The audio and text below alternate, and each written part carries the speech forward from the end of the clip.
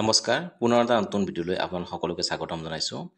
আজি ভিডিঅ'ত আপোনালোকক এফচিআই নতুন ৰিক্ৰুটমেণ্ট নটিফিকেশ্যনৰ বিষয়ে জনাম। ইয়াত অৰ্গেনাইজেশ্যনটো হৈছে ফুড কৰ্পোৰেশ্যন অফ ইণ্ডিয়া, চমুকৈ এফচিআই। পোষ্টবিলাক হ'ল manager general, manager depot, manager movement, manager accounts, manager technical, manager civil electrical mechanical engineering, assistant grade 3 general, assistant grade 3 technical, typist, stenographer, watchmen and other various post.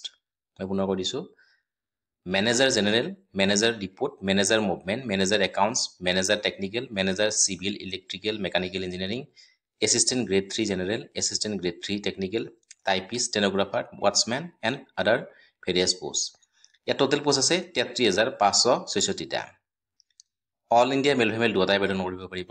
As limit 18 বছৰৰ পৰা 45 বছৰলৈ আপোনালোকে আবেদন কৰিব পাৰিব। Minimum 18 বছৰ আৰু maximum 45 বছৰলৈ আপোনালোকে ইয়াত আবেদন কৰিব পাৰিব। এপ্লাই মোডটো অনলাইন হ'ব।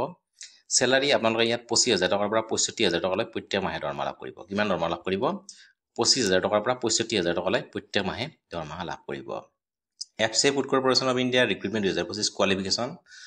Candidates should have passed 10-12 graduate ITI, diploma and degree from recognized board or university or institute. আপুনি যদি ইয়াত মিনিমাম 10মান শ্ৰেণী উত্তীৰ্ণ হৈছে, হায়াৰ ছেকেণ্ডাৰী পাছ কৰিছে অথবা গ্ৰেজুৱেশ্যন কমপ্লিট কৰিছে, তেনেহ'লে আপোনালোকে ইয়াত আবেদন কৰিব পাৰে। ইয়াৰ পৰা ITI ডিপ্ল'মা আছে যদি তেতিয়া আপোনালোকে ইয়াত আবেদন কৰিব পাৰিব। মিনিমাম 10মান শ্ৰেণী উত্তীৰ্ণ হ'লে আপোনালোকে ইয়াত আবেদন কৰিব পাৰিব।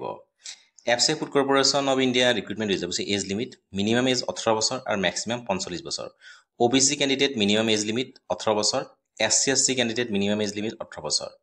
এজ ৰিলেক্সেশ্যনটো পাব OBC, SC আৰু ST কেণ্ডিডেটসকলে এজ পাৰ গভৰ্ণমেণ্ট ৰুল। মিনিমাম এজ হৈছে 18 বছৰ আৰু মেক্সিমাম 45 বছৰলৈ আপোনালোকে আবেদন কৰিব পাৰিব। FCI food corporation of India recruitment 2025 selection process. ইয়াত ৰিটেন এক্সাম হ'ব আৰু ডকুমেণ্ট ভেৰিফিকেশ্যন, এই দুটাই।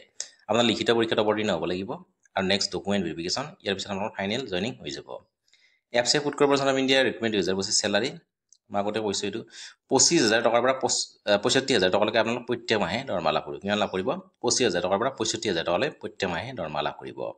FCI food corporation of India recruitment 2025 required document, applicants Aadhaar card, 10th grade certificate, register mobile number, passport size photo, email ID, degree related to the post, permanent residence certificate, signature, residence certificate, caste certificate. এইখিনি যদি আপোনালোকৰ আছে তেনেহ'লে আপোনালোকে ইয়াত আবেদন কৰিব পাৰিব। কি কি ডকুমেণ্ট লাগিব? এপ্লিকেণ্টছ আধাৰ কাৰ্ড, অৰ্থাৎ আপোনালোকৰ আধাৰ কাৰ্ড থাকিব লাগিব, 10th grade certificate, অৰ্থাৎ 10মান শ্ৰেণী উত্তীৰ্ণ হোৱা প্ৰমাণপত্ৰ, register mobile number থাকিব লাগিব, passport size photo, email ID, degree related to this position, permanent residence certificate, signature, residence certificate, caste certificate, এইখিনি থাকিলে আপোনালোকে ইয়াত আবেদন কৰিব পাৰিব। ইয়াৰ চিলেকশ্যন প্ৰচেছটো হৈছে ৰিটেন এক্সাম, অৰ্থাৎ আপোনালোকে ইয়াত লিখিত পৰীক্ষাত অৱতীৰ্ণ হ'ব লাগিব আৰু ডকুমেণ্ট ভেৰিফিকেশ্যন, ইয়াৰ পিছত আপোনালোকৰ ফাইনেল জইনিং হৈ যাব। আৰু মিনিমাম এজ হৈছে 18 বছৰ আৰু মেক্সিমাম 45 বছৰলৈ আপোনালোকে ইয়াত আবেদন কৰিব পাৰিব। কিন্তু OBC, SC আৰু ST কেণ্ডিডেটসকলে ইয়াত এজ ৰিলেক্সেশ্যন পাব। আৰু ইয়াত মিনিমাম যদি আপোনাৰ 10মান শ্ৰেণী উত্তীৰ্ণ হৈছে, হায়াৰ ছেকেণ্ডাৰী পাছ কৰিছে, গ্ৰেজুৱেশ্যন কমপ্লিট কৰিছে, তেনেহ'লে আপোনালোকে ইয়াত আবেদন কৰিব পাৰিব।